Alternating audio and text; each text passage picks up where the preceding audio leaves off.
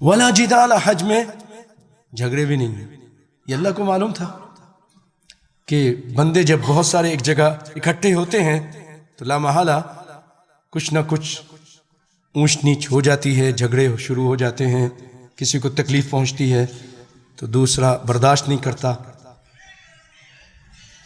کوئی جگہ کے لیے لڑ پڑتے ہیں، کوئی کھانے کے لیے لڑ پڑتے ہیں۔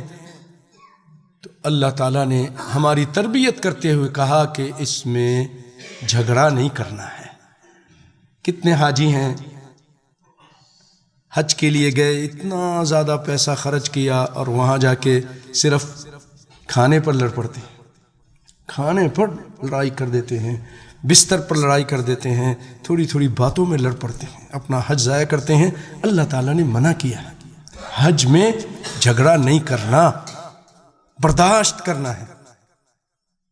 یہ ہمیں تربیت کی جا رہی ہے، سمجھایا جا رہا ہے۔ اللہ آپ کو توفیق دے تو اس پہ عمل کریں گے، جھگڑا نہیں کریں گے۔ کچھ بھی ہو جائے، کھانے کا مسئلہ ہے، بھائی تم کھا لو کوئی بات نہیں، آپ اس کو کھلا دیں، آپ کو اجر ملے گا۔ کوئی غلط بات کریں، غیبت، یہ وہ، گناہ، گالی گلوچ، کچھ نہیں۔